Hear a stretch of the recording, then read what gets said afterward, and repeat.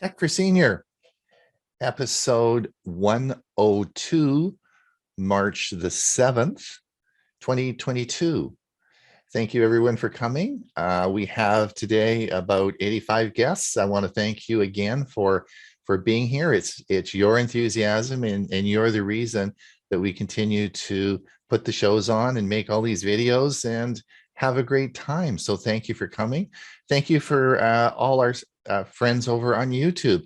As you know, this show is also streamed to YouTube, and we do record it so you can watch it. Should be uploaded and ready to go by this afternoon, and so you can watch our recordings. And we have 101 recordings now of the show, so you can play it and play it and play it and listen to us forever and ever. So anyway, thank you so much for coming. We also have a show on Thursday called Tech for Senior Live, and we have a podcast. So we're a busy group of people. Like to thank. As you know, we run the show on donations, and this week, thank you so much for Terry Mock, Marcia Berkey, and Eric Noyes for their donation to our coffee fund. That was much appreciated. We have a really large show for you today. I'm going to get started early, but first of all, I just wanted to introduce everybody, all our staff and all the gang that puts all this show on for you. We'll do it briefly, but my partner in crime, that famous guy, Hewie, Poplock, right there. Do you have any words of wisdom for us this week? Well, I'm sure I could come up with a few, but I'll cut it short and say thanks for joining, and I'm here. Okay, and of course our security expert and man extraordinaire, who is a jack of all trades, and not only does he do a plethora of security videos, but he does videos on Windows 10, Windows 11, and whatever tickles his fancy. Bob Gostisha. Good morning. Happy to be here. Great. That's it. Keep it short. Keep it short. Right. And then of course we have the, I'm going to call it, was I going to call him? No, I won't call him Twinkle Toes. No, that would be the toe tapping guy, Ray Baxter. How's that? Is that okay? I'll accept that gladly. Thank you very much. There you go. Let me mention, Ron, that for my Arizona buddies, next week begins daylight savings time next weekend. Yes. So therefore, we have to tune in an hour earlier. Instead of 10 a.m. standard time, we're going to be tuning in 9 a.m. daylight savings time. I'm glad you mentioned that. A second quick notice is I mentioned this last Thursday, but Fitbit has recalled the Ionic watch, the Ionic smartwatch, which I have, and they're giving, because of there's been burning with people with the overheating batteries. Anyway, if you have the watch and you fill out the forms, they're going to give you $299 back. And what if I buy a bunch of these on eBay? Do you think I can make some money at this? I think if you can find them, you can, because they're not asking. I bought mine on eBay for $100. This is the best investment I've ever made, tripling my money. And there's nothing about you have to be the original owner. As long as you have one that you can return, you'll get the money.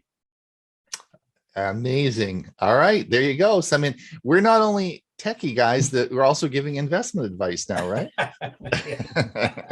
How to supplement your income. And speaking of wonderful people and smart people, and someone who's currently in Arizona lapping up the sun rays, that would be our friend Mr. Dewey Kloos. Greetings. I'm doing just fine. Happy to be here. Thanks so much. And from Oklahoma, of course, we have Bill James with his new phone. Yes, good morning all. Glad to be here. That's great. Well, these are the people who put all the show together and who do the videos and make this all work. But if I don't hurry up and stop talking, we won't get through the show today, because we have a huge show for you.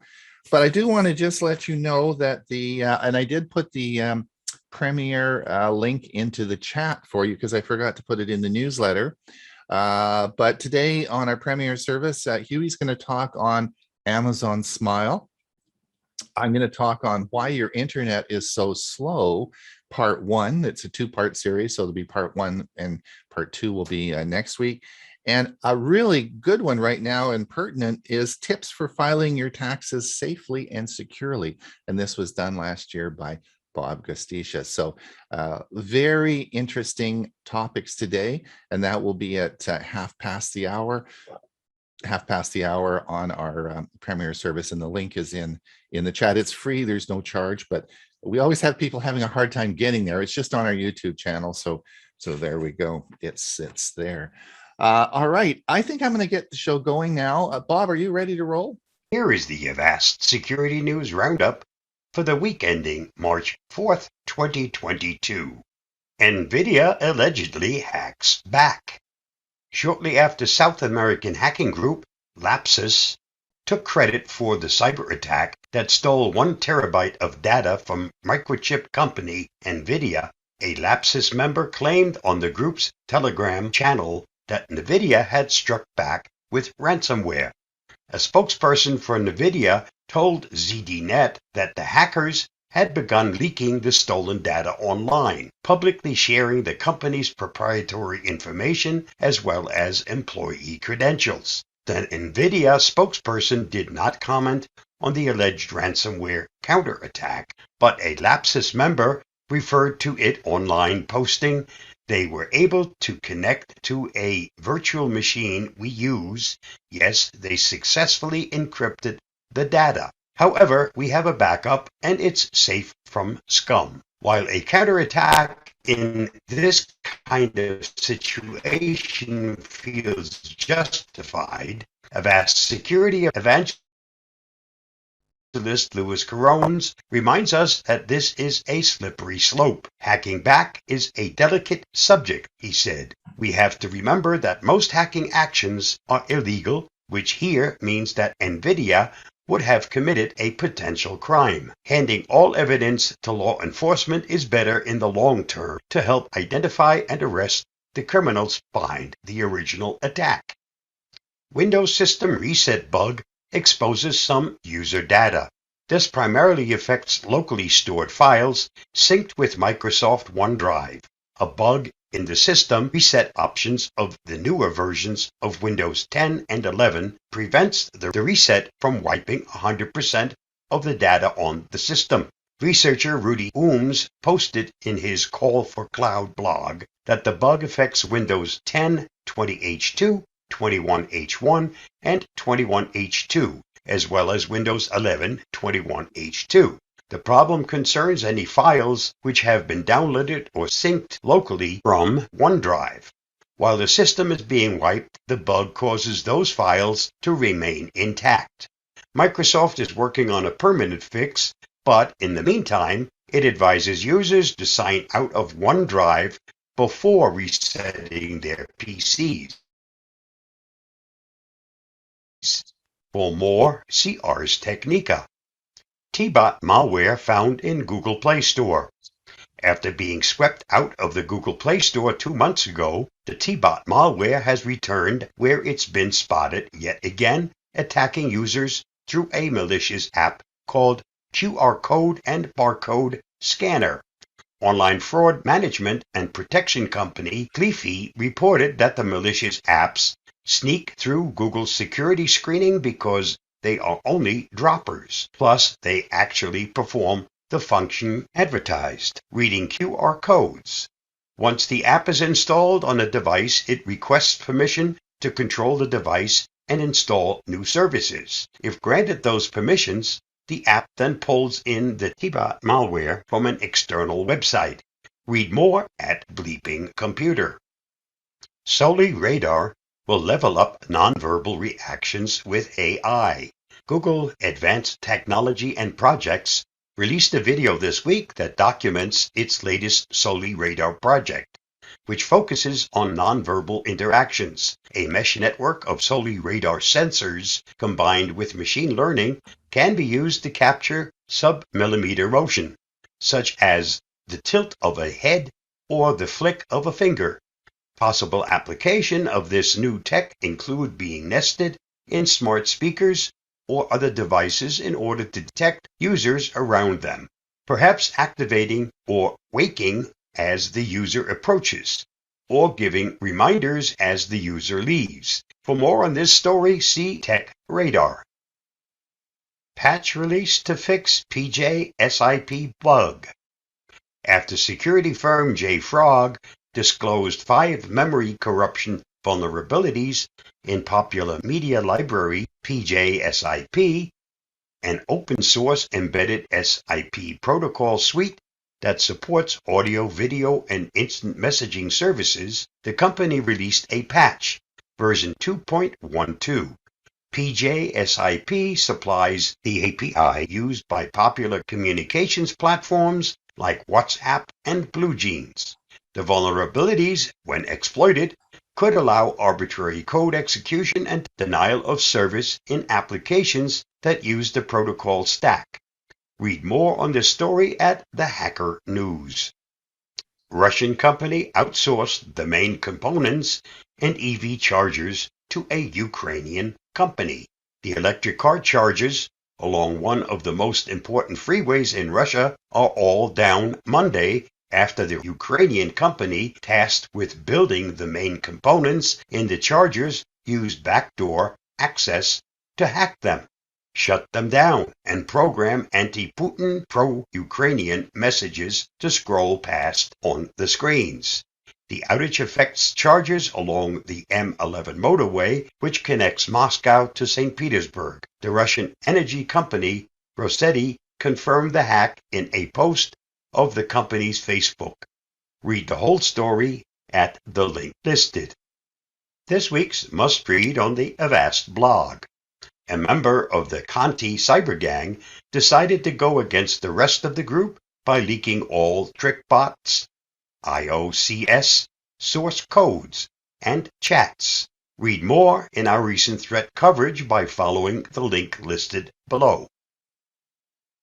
And that wraps up this week's Avast Security News Roundup. Stay safe, stay secure, and I'll see you again next week. Bye-bye. Thanks, Bob. That was great. You'll go on to your second segment now. Yep.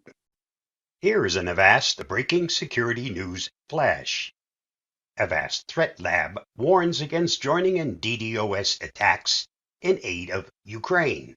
Simple tools allow regular people to participate in DDoS attacks in aid of Ukraine, but these tools are not safe, say Avast Threat Lab researchers. We have identified initiatives being shared through social media that encourage regular people to become hackers by downloading DDoS tools to support DDoS attacks on Russian targets. The analysis of one of these tools shows that it isn't secure, as it collects personal data that can make users identifiable, such as your IP address, country code, city location derived from the IP address, username, hardware configuration, and system language. Since the configuration is downloaded from a remote server, the tool can also support a DDoS attack on any target the server operator or tool author picks without you knowing. For example, take this disk balancer program that was even picked up by major media. We have seen about 900 of our users in Ukraine installing this program in order to conduct DDoS attacks on Russian websites. The first thing this program does is register the user, including personal information like location, derived from the IP address, and username. When the user starts the attack, the registration runs in the background without their knowledge. This information runs over the unencrypted HTTP protocol to the CNC server, which means it can be easily intercepted. Additionally, there's no way to know what site you're attacking, so you have to trust the author about the sites they claim to target. As a worst-case scenario, the CNC server could become compromised, in which case all the people joining this attack could be identified by location and username. That not only could put them in danger, but they could also be tricked into attacking a different target. Although people might find it compelling to join these cyber forces as a way to voice their opinion on the war, it is still a cyber attack with all consequences. Users may think these tools provide a way to anonymously attack certain targets. However, they don't protect the privacy and anonymity of the user and can put the person at risk of retaliation attacks. We strongly recommend that people do not engage with these initiatives, as they will escalate the situation, and the simple user-friendly tools shared through these initiatives can be a privacy and security risk for the person downloading it. On a personal note, if you want to help, here are 3 reputable organizations: Feed the Children, Project Hope, and Global Giving. Stay safe, stay secure. Let's hope sanity returns soon. I'll see you again soon. Bye-bye. Thank you, Bob. That was great. We'll move on now to, I'm going to play Dewey's segment. Share my screen. Good morning, friends. I'm Dewey, and my Tech Talk topic for today is Wi-Fi routers versus mesh networking. Several weeks ago, I took you on a router journey from the 802.11 AC standard, which was renamed Wi-Fi 5 by the Wi-Fi Alliance, to Wi-Fi 6 and Wi-Fi 6E. The IEEE has already set the standard for Wi-Fi 7, and 3 companies, Qualcomm, Broadcom, and MediaTek, are now developing the necessary Wi-Fi 7 chips.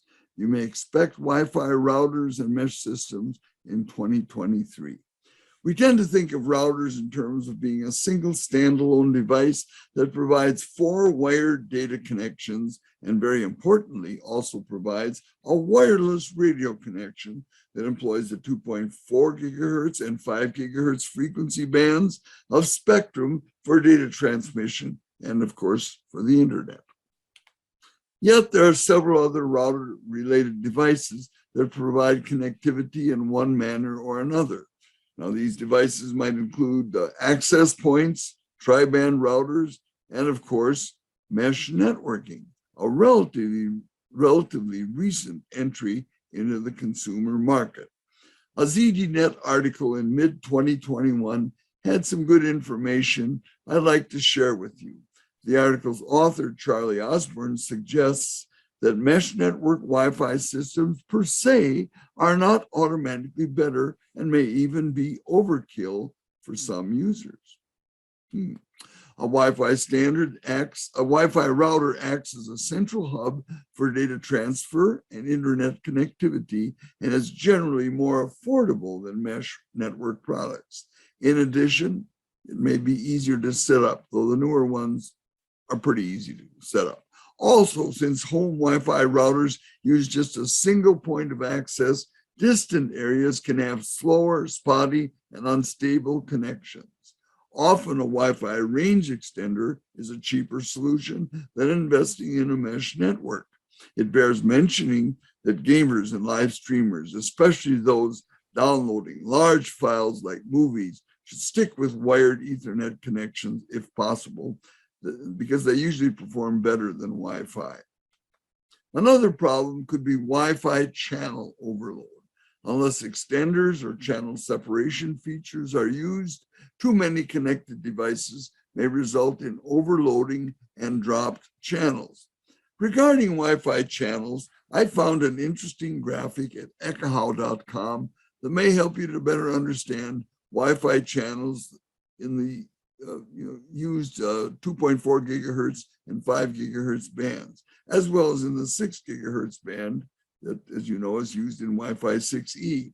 For your information, the Ekahau Company of Reston, Virginia does Wi-Fi design and spectrum analysis for business.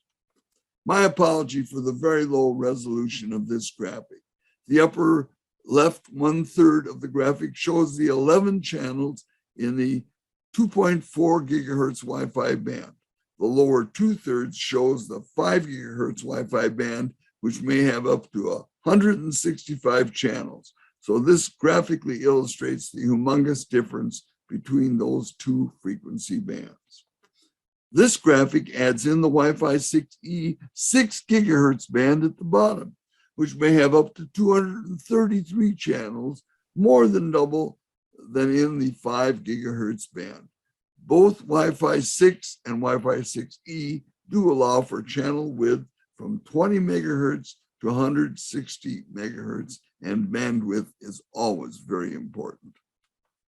While traditional routers are singular centralized access points, mesh networking products or devices such as mesh Wi-Fi routers, dual band or tri-band mesh Wi-Fi, and whole home mesh Wi-Fi are decentralized.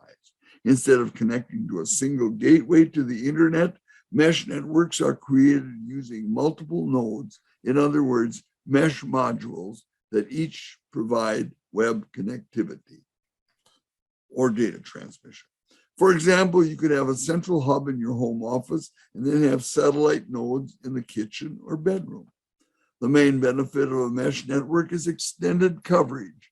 A mesh setup, when used in larger properties with a lot of square feet, easily remove dead spots. Since devices now connect to the nearest satellite node rather than to a single central point of access, a mesh system helps assure that you'll always be able to connect.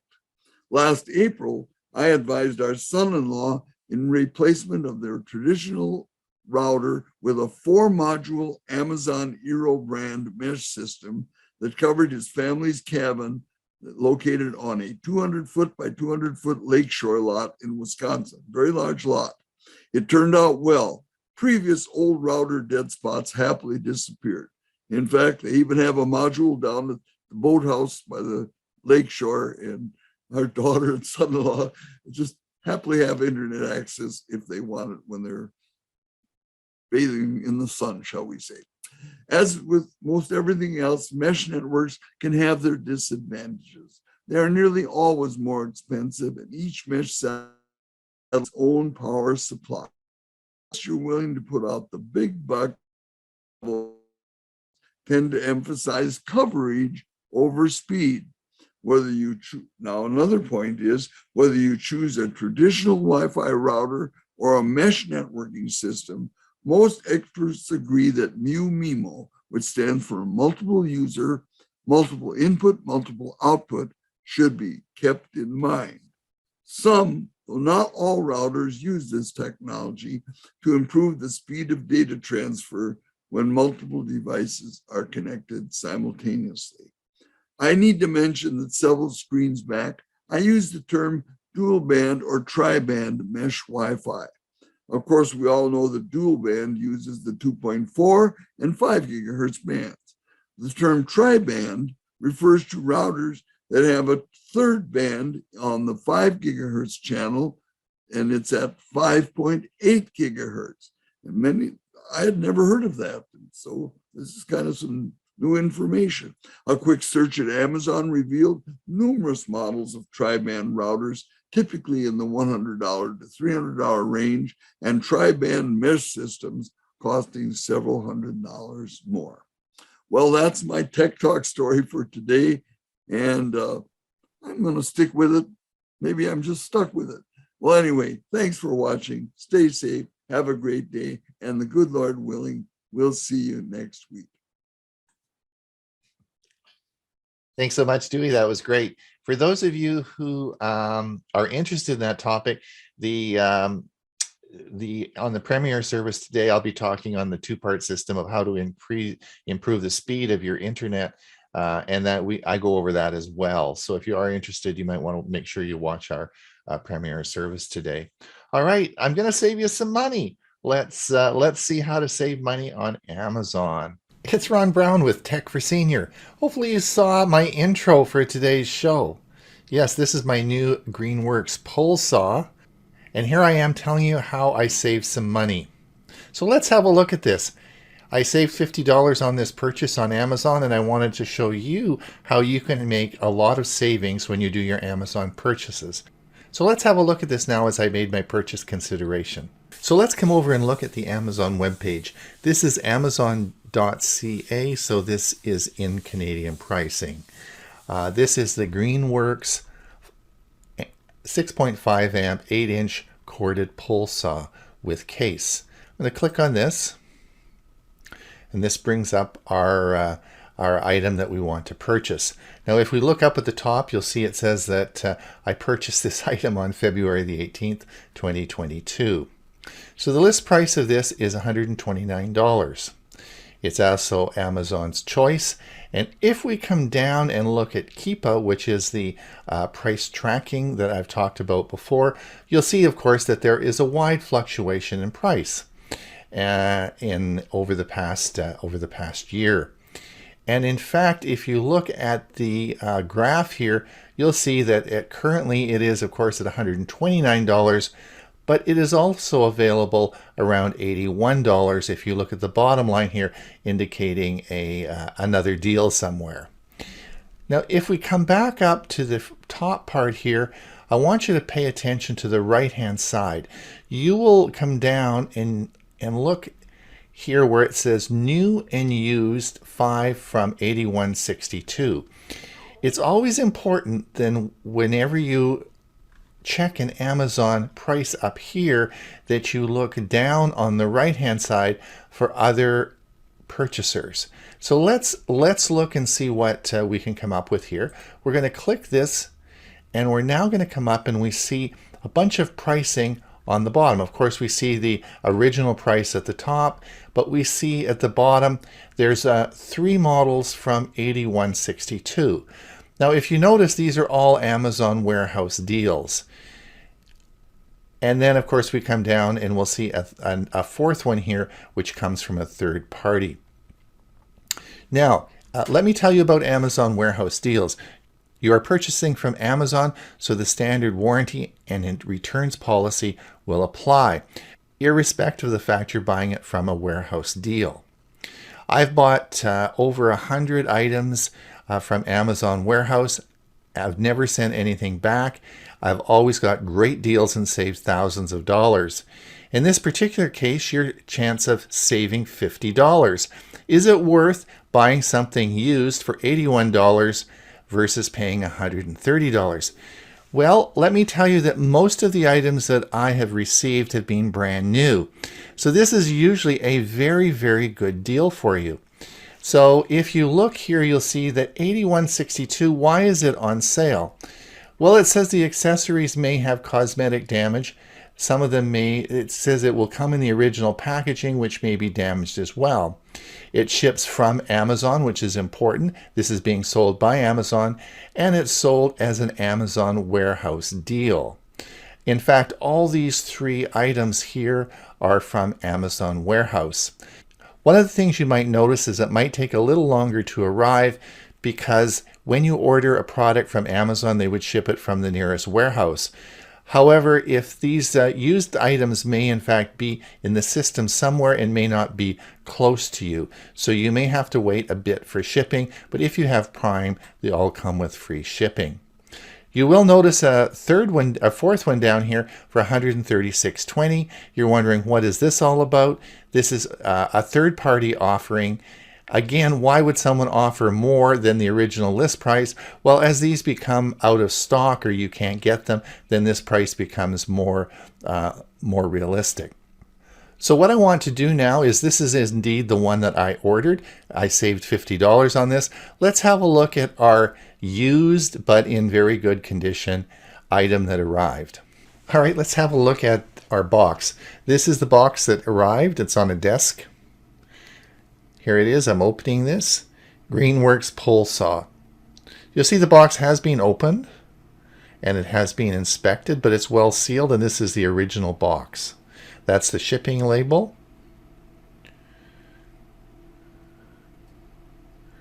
And as we look around here, here's the inspection, the Amazon inspection.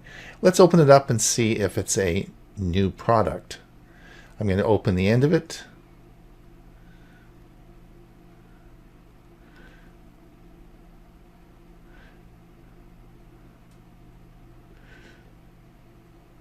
Let's take out the packing material. Looks like it's original packing material.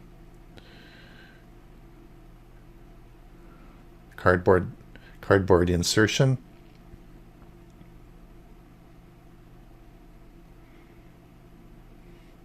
And here comes all our material out. And again, it looks brand new. Let's take off the plastic wrapping and then unzip it. And here it is out on the table. All the parts are brand new. They've never been used and are not damaged. This is a brand new pull saw that I just saved $50 on. All right, before you start making all those great warehouse deals, the best deal in town is Tech for Senior. So please click the like and subscribe. Till we see you again, Ron Brown with Tech for Senior.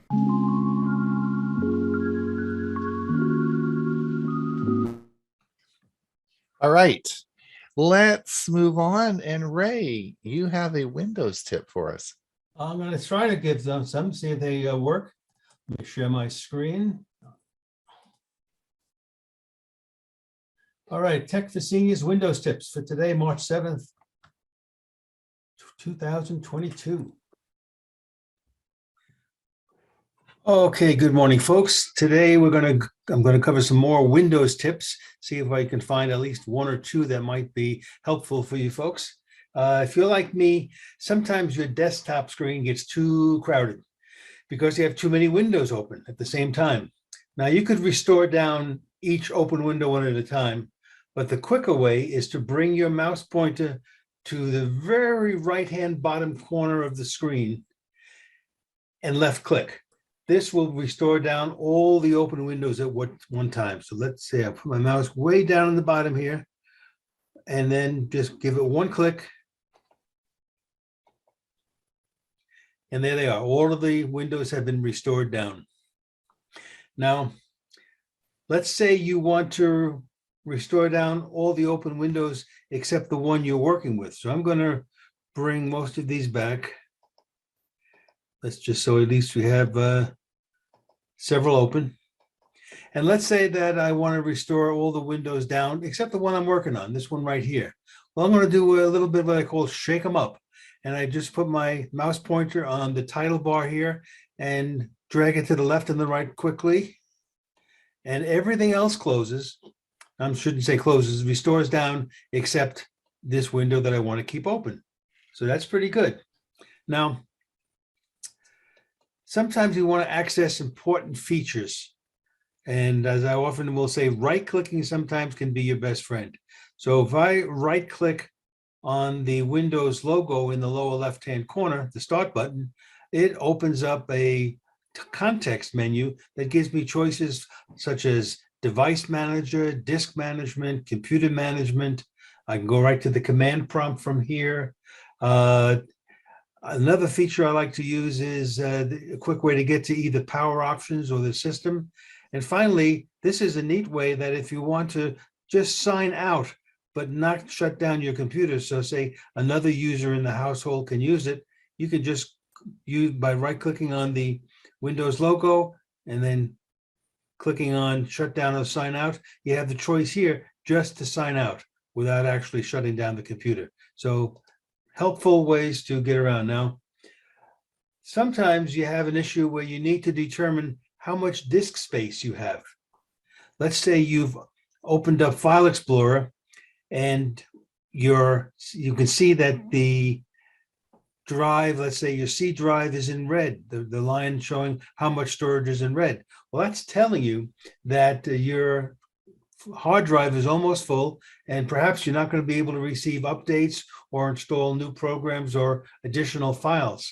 So the quickest way to find out what is taking up all the space is to go to Start, Settings, System, Storage. And this will list all the folders on that drive and how much space each one is taking up, starting with the one that's taking up the most space. I guess it's no surprise that on this particular laptop of mine, the music folder is taking up the most space, 61 gigabytes of music. Anyway, point is here, you can now look down. Let's say I wanted to say, well, I do have a second drive on this particular laptop as a SD card. If I click on show additional, it's going to show the SD card and how much space I'm using on that one as well. So this is a quick way to find out which folders have the most storage, and then you may want to take the next option of deleting or uninstalling some of those. And finally, I want to show you something about what's called file extensions. So here's an example where I've recorded, I have the DVD Double Jeopardy, and I converted it twice. Once as what's called an MKV file, and then as a MP4 file or M4V file, same thing. But looking at these two files here in my videos folder, I can't tell which is which unless I right click and go into properties, etc. Why is that? Well, that's because Windows often will actually hide file extensions. So when I'm in the tab here, I can just go to where it says File Name Extensions. If I put a check mark there, look what happens. The extensions now appear. So that's a quick way if you're trying to determine what kind of file, and if you don't see the extensions there really clear, just add a check mark to File Name Extensions, and you're good to go. All right, that's my Windows tips for today. Hope they've been helpful, and I'll see you next time. Thank you, Ray. Yeah. Thanks a lot. That's good. It's good tips. Good. We're trying to have some Windows tips each week for you, and it'll be short and to the point. And and thanks, Ray, for doing that. The next segment that I asked Bill James to do this because of one of our viewers, Murray Strom, asked us, and he was having problems because he doesn't have multiple monitors. What I do if I need more real estate is I just buy more monitors and put more monitors around. But in fact, Murray says, I don't have room for all that. I want to do it all on one screen. Well, I asked Bill because, of course, and we just talked about this with Chromebooks, with the virtual screens. I asked Bill to do a talk on virtual desktops in Windows 10, or I guess Windows 11. Bill, can you help us with this? Good morning, friends. I'm Bill James, and I'm going to talk to you about Windows virtual desktops for both Windows 10 and 11. With Windows 10 or 11, you don't need to install an application to create a virtual desktop. To use this amazing feature, you just need to press Windows plus Tab keys simultaneously. You can also click on the task view, the icon to the right of the Windows menu directly as well. As you see here, I'm showing both the one that is in Windows 10 as well as in Windows 11. Task View is used to create virtual desktops or workspaces which users can group apps and tasks conveniently to stay organized. You can create multiple workspaces which act like virtual desktops. You can also use Task View to organize your work, which reduces clutter and makes your desktops easier to navigate. If you keep a lot of apps open at once and you want to separate them by task, using virtual desktops or workspaces may be useful. For example, you could have your communications apps, such as email and your chat programs, on one virtual desktop, and work you are doing on a different desktop. It helps you to quickly locate and hide all windows and show desktops, and to manage windows across multiple displays or virtual desktops.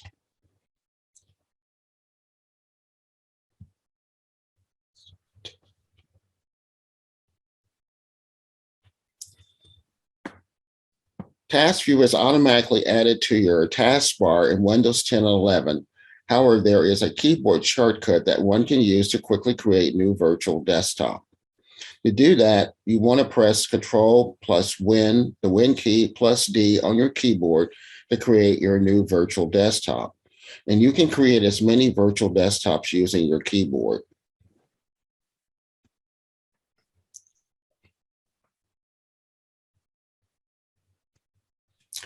Windows 10 virtual desktop shortcuts can really improve your work efficiency, provided you know how quickly to switch between them.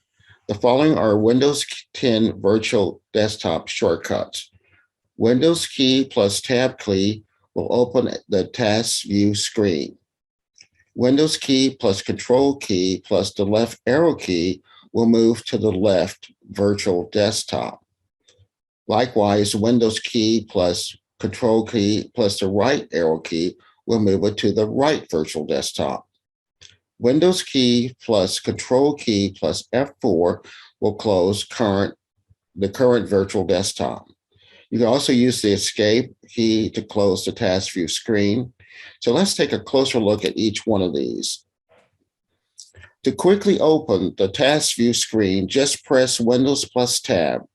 A screen appears with a thumbnail of each of your virtual desktop, as well as thumbnails of any applications that are running on the current selected virtual desktop.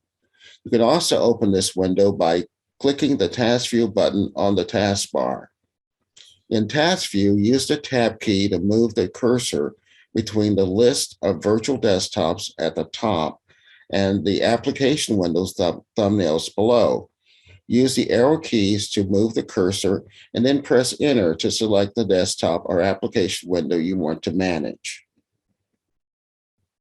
To quickly create a new virtual desktop, press Control plus D at any time, and you'll be taken to the new desktop immediately. Alternately, you can click New Desktop in the task view. Press Windows plus Control plus left arrow key to switch to the lower numbered virtual desktop, or Windows Control plus right arrow to switch to the higher numbered one. For example, if you're on desktop 3 and you want to switch to desktop 4, you would press Windows plus Control plus right arrow key. To close the current virtual desktop, press Windows plus Control plus F4. Any windows you have open on a desktop you close will appear on the virtual desktop numerically just above the one you closed.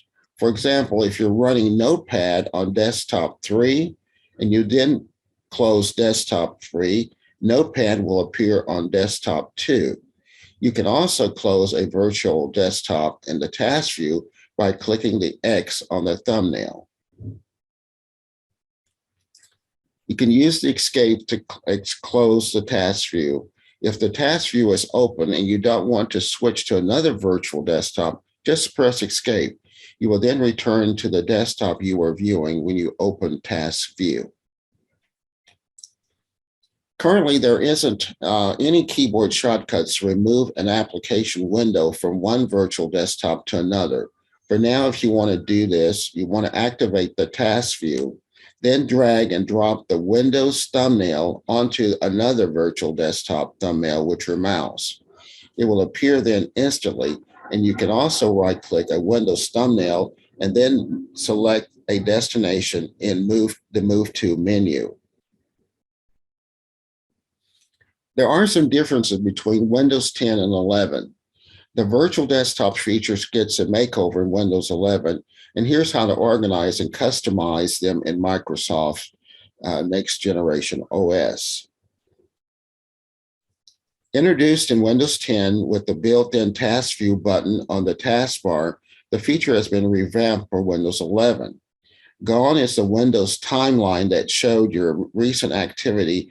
In its place is a much sleeker and simpler desktop icon. When you want to view your virtual desktops, you can manage your desktops by clicking the desktop icon on the taskbar. It looks like two gray squares, which will display all your open programs and any virtual desktops you have created. Or you can also use the Win plus Tab shortcut key. Windows 11 also has a rollover feature that lets you hover over the desktop icon to view existing desktops. reorder them, and create new ones. To create a new desktop, click the New Desktop button, and a new desktop will be added to the list. Or use the keyboard shortcut Win plus Control plus D. It's the same shortcut that we used in 10. The new desktop will be empty, but any open programs you are using will still open on the previous desktop. To rename open desktops, click the default name, which is Desktop 1, Desktop 2. This also would apply in Windows 10 as well. In the small preview image, and enter the new name, or right-click on the virtual desktop thumbnail preview and select Rename from the context menu. Label them by the purpose or specific project, for example. With multiple desktops, it may become hard to tell them apart. You can organize open desktops by dragging them into your preferred order from the list on the bottom of the screen, or right-click a desktop and select Move Right to change the order. Use the Win plus Control plus Left/right arrow shortcut to cycle between desktop, and the Alt plus Shift left/right arrow to move them. You also can change the backgrounds on your desktops for a more visual way to differentiate between the visual desktops.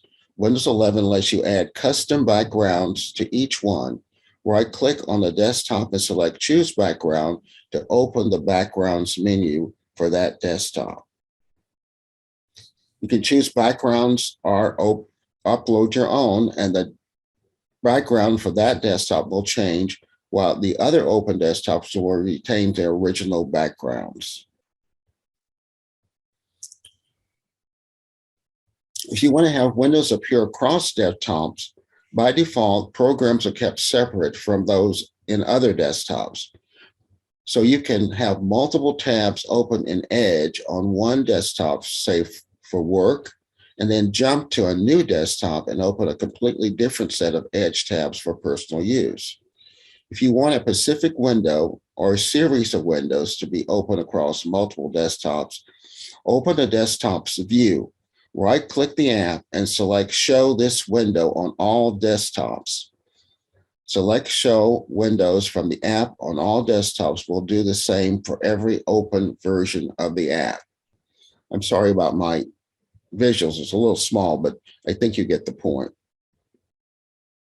You also can drag into another desktop.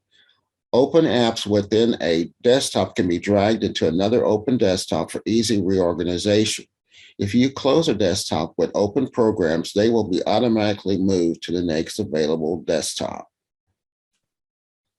You also can customize your quick view taskbar settings.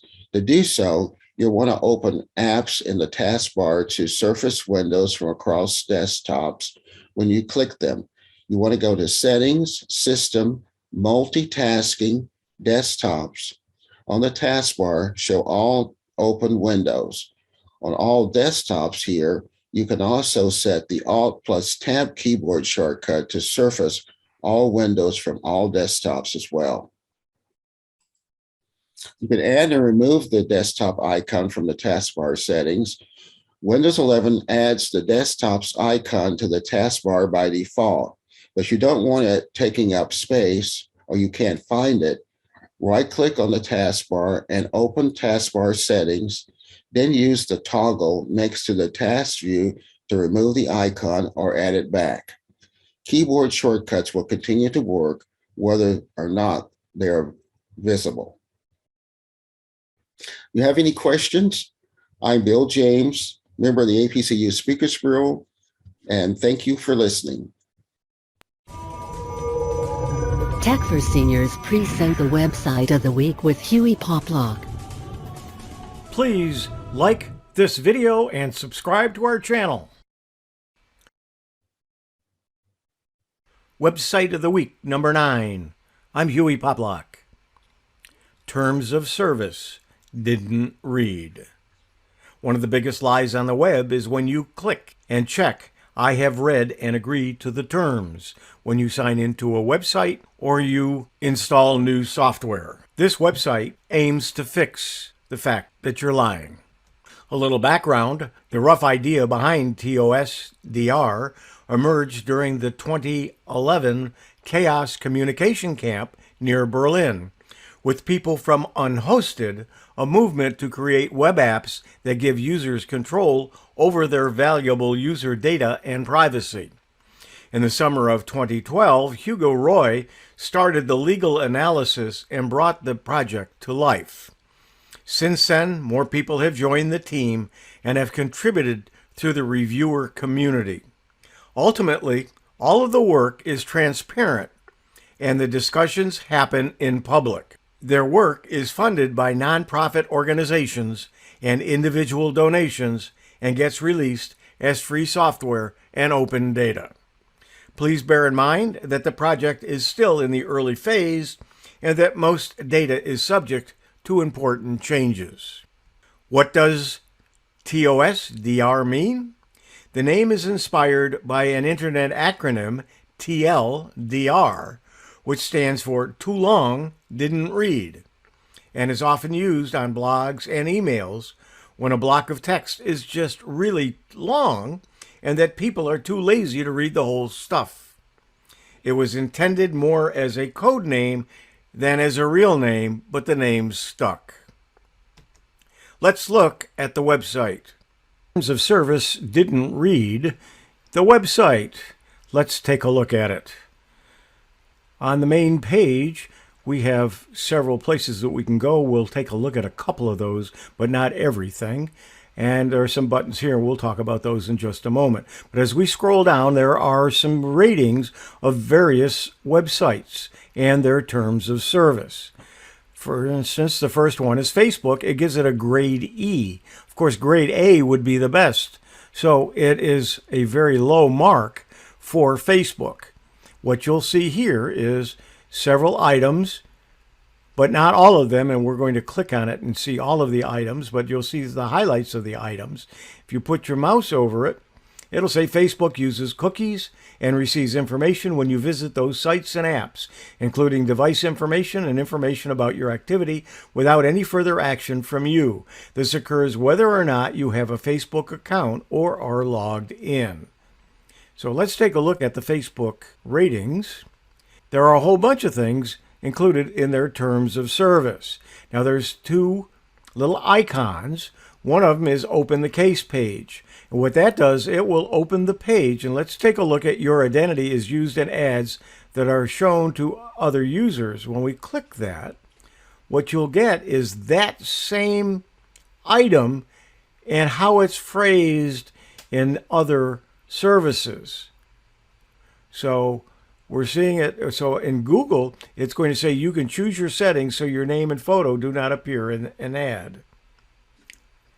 And in Facebook, the actual terms include you give us permission to use your name and profile picture and information about actions you have taken on Facebook next to or in connection with ads, offers, and other sponsored content that we display across our products without any compensation to you.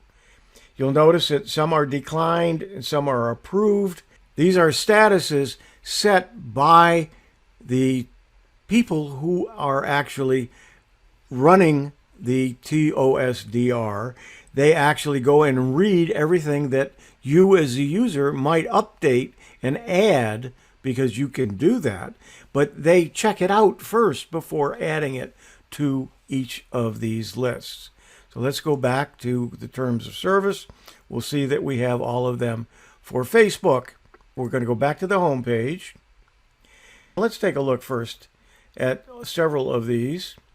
There's DuckDuckGo, YouTube, Khan Academy, Quora, Buzzard, Pornhub, PayPal, Start Page. Start Page is an A.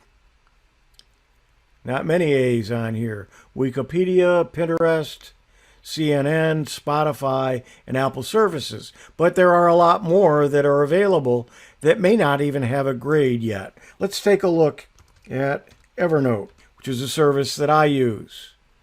Without hitting enter, it went out and looked for anything that started with the word ever. So there was one that there is nothing on, but Evernote, there are some things here that it does show. If I click on Evernote, it shows me all of the items.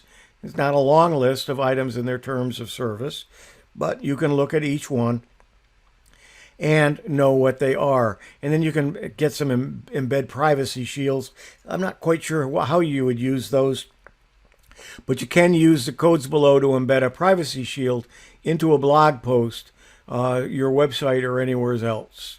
So you could add something from this. But there's no grade yet, but several of the items, you waive your right to a class action. If we click that, you'll see that many items, the right to be represented in a class action exists in the U.S. and some European countries. This is included in several of the services. Now let's go back to the home page. And you can download browser add-ons. There are add-ons available, and if you click that, you can get one for Mozilla, Google Chrome, Safari, Microsoft Edge, or Opera. And on the, let's take the Google Chrome extension. This extension will add a small icon in the right side of your address bar. If you're browsing a website that's not in our database, nothing will appear. Click on the icon to get the summary of terms provided by TOSDR.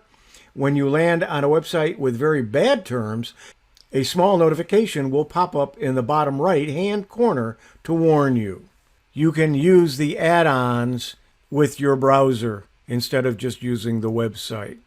You can add the terms of services that are not already included, or you can add information to ones that are already there. They are checked out, and then once they're approved, then they become a part of the rating and the information.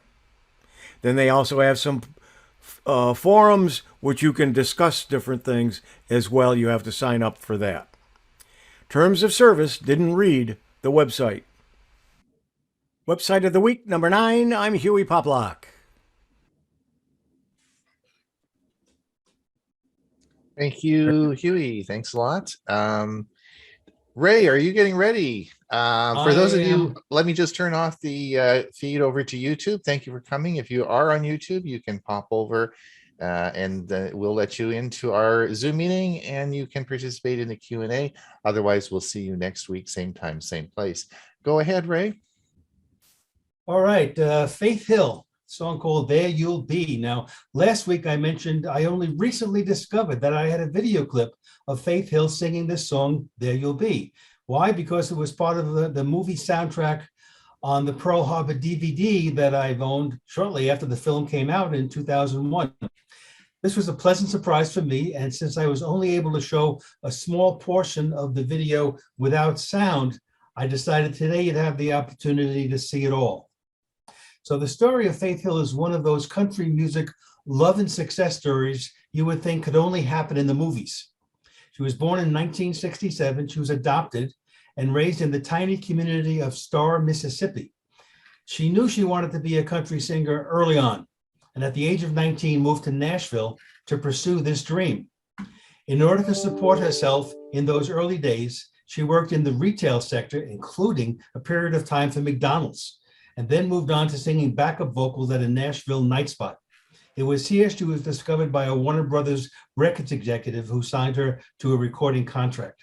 Now, her first album, Take Me As I Am, in 1993, was a success, mainly due to the lead single, Wild One. That made it all the way to number 1 on the country charts. By 1996, Faith was an established country star and decided to team up with Tim McGraw for what was called the Spontaneous Combustion Tour.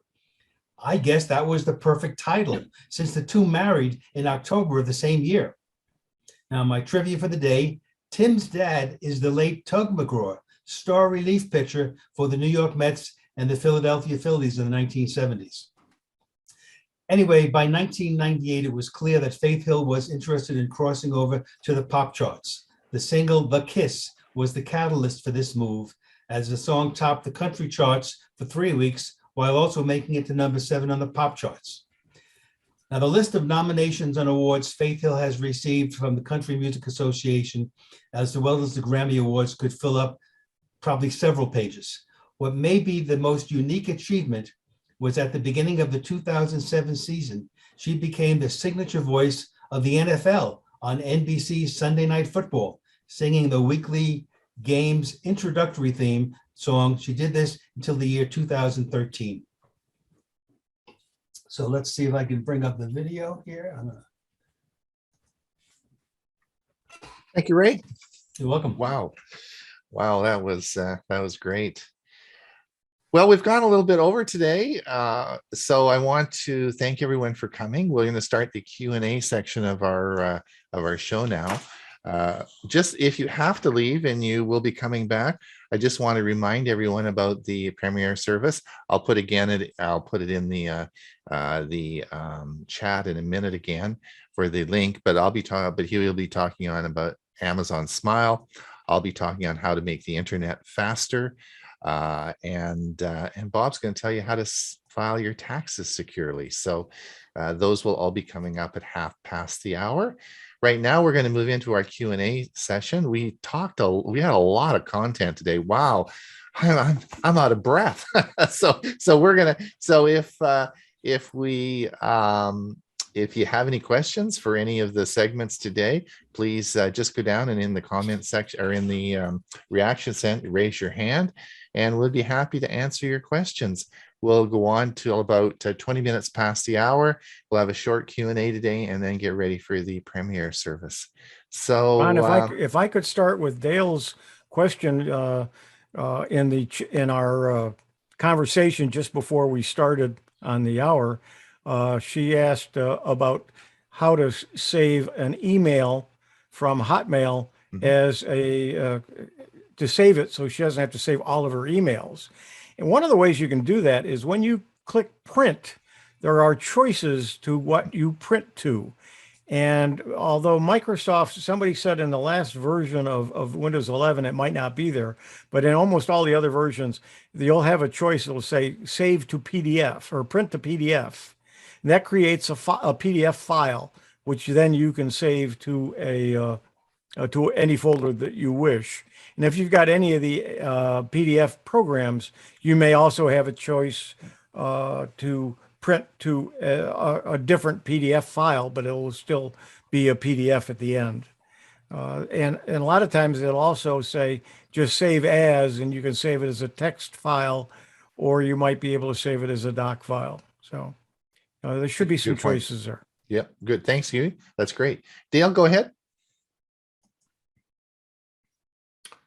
Dale, did you have a question? No, I was writing notes on what he said. Oh, okay. That was my question from before. Okay. All right. Did I still have my hand up? No. No, that's good. No, that's fine. That's good. All right. Any other questions we have for us today? Gee, that's all that stuff we did today. Diane, go ahead. Hello. I really love this segment on the virtual desktop. That is something that I've wondered about for quite a while. And I guess I was always confused. I just want to make sure I understand correctly, but I love to have a lot of things open, and I was playing around with the desktops, and it seemed like every one I put something on, it was the same. But I guess what I'm understanding is the taskbar will be the same in your settings on every virtual desktop, correct?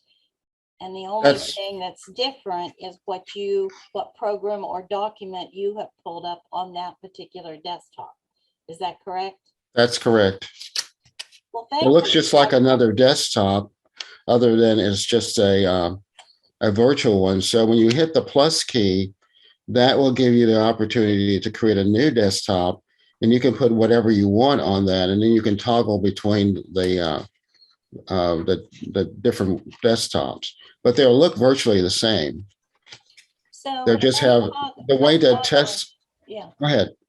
That's okay. I just I'm not sure I can remember all of those shortcuts, and I've never been one for keyboard shortcuts, but toggle, just Windows tab would toggle between the desktops. That's true. Yes.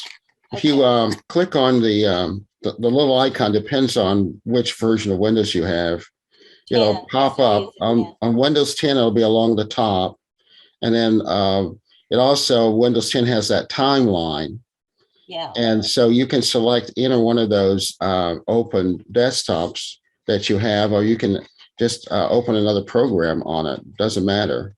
And down below the timeline, it shows you what your recents were. Right. Correct? Yeah, Right. it gives In you a Windows little in Windows 10 and Windows 11 that they took that away.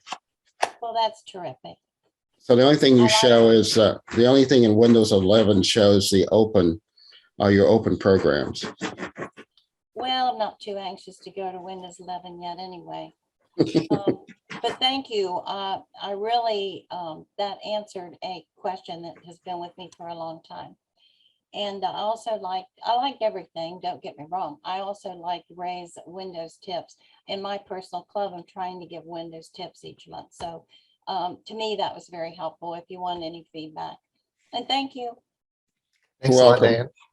Diane, also, we will be, this is taped, and this afternoon it'll be online. So, and I put time chapters in the description below. So if you want to go right to Bill's segment, you can just click on the button and it'll take you right to Bill's segment, and you can, because you're right, all those shortcuts are hard to remember, right? So you can just play it back. Oh, that'd be great. I like that. Then I could share it with my club. Yep, I'll just keep absolutely. it linked in OneNote. Yep, Okay. yep, Thank you very much. absolutely. Carl, go ahead. Hey, I want to talk to Dewey. Dewey, I've worked in wireless for 40 years of my life, and I always look forward to learning what's new. I didn't expect there was a tri-band was another part of the 50 gigahertz band. But what I'm looking forward to, Dewey, is you integrating those infrared grills with Wi-Fi 7. Yes, I don't think Dewey's, I think he's sort of signed off, but you've been getting those stakes going that he has there. Yeah, in his somehow infrared grill, right? But he's got to get back. I'm sorry, I stepped away for a moment. Go I'm ahead, here. Carl, to ask him what you wanted. Well, I was complimenting you on Wi-Fi. I worked in the industry for 40 years, from microwave and everything, systems across the country. And I was fascinated by, I'm waiting forward to Wi-Fi 7 and infrared grills and see what you come up with in the future. Oh boy, that'll be quite a combination. We'll see what we can do on that one. Thank you for the compliment. You're welcome. Well done. Thanks. Any other questions? All right, sorry, go ahead, Pam. Do you have a question? Ron, I have an overall question. Do we know anybody in any of the computer clubs that works for or did work for OG&E that can explain how we can monitor our wattages and what it's trying to tell us on our daily and weekly usage online, that kind of thing, so we can bring our electric bills down? I don't know. I don't know. I don't know the answer to that. Does anyone have any comments on that? Hewie, do you have any comments on? Just each electric company has their own information. You have to go to their website and see what they have available. I know I got Florida Power and Light, FPL, and they have quite an extensive list of things that you can monitor and get an idea for. Yeah, well, I figured out my meter is not working outside. It's just all 8s. But in my statements, it's showing numbers. But when I asked an electrician that's not with OG&E about having somebody call and come out, he said if they come out and then fix that, your electric bill might even go up higher. So I was just wondering if there was anybody in any of the clubs that used to work for any electric company and how that works. Well, thanks. I think I'm not sure that we have that for you, Pam, but we'll see what everyone else. We've got some questions here. Dale, do you have any comments or? Dale, go Dale, ahead. your hands up again. Unmute, sorry. I wanted to know, since I'm sort of new to this and I'm out in California, could you put your website that you keep referring to in the chat box? Are you Because talking about it'll be on the website, your stuff will be on the website, the download of what just occurred and all that. All right, it's a www. Hello? While he's typing that in, Terry, you have your hand up.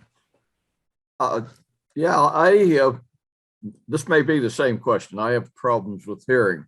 Bill James here in Oklahoma puts out a weekly letter, and I picked your program up with a hyperlink from Bill's letter. And I'd like to tune in to the program at the half hour, and I'm wondering, where do I go to get your program on the half hour? That link is right here. It's right in the chat for you. I put that right in there. Just click on that link right now, and it'll take you right to where you. It says Premiere Video today, and there's a link there. There's a link there in the chat box. Okay. Just copy it and then paste it in on the half hour. Greg, you have your hand up. Yep. I think for the lady that wanted to know about the PG&E light meter, or the meter that brings electricity, and you can read it, if she'll go on the PG&E website and look under meters, they'll have the exact names. I think there are 3 of them. When I lived in California, there were 3 of them, and she can get that. But you're absolutely correct. Each power grid that supplies electricity to a house, they have their own meters, and those things are set so that they're going to make money. It was just after a big lawsuit that PG&E had to go to those 3 different ones. I'm finished. Thanks, Greg. Thank you. Terry, did you get that in the chat? Yes, I did. Okay, great. Just hit that link there, and if you click it now and just leave it on, it will take you right to where you want to be. Okay, I just clicked on it. Yeah, it's not running yet. There's nothing there yet because it hasn't started. Okay, thank you. All right, there we go. All right, well, thank you for everyone for coming. It was a big show today. We'll see everybody again in another week, and we'll do it all again. Don't forget, we have our show on Thursday at 9 o'clock, at 9 o'clock Pacific time, and we'll be doing our news review this week, and then we will. You can even listen to us on a podcast. So we'll see everyone next.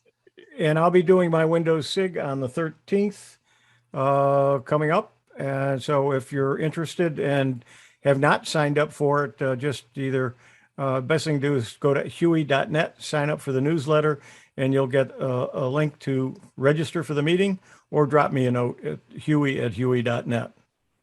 Hey, quick comment. You have the AFEG group Wednesday that Bill James is part of.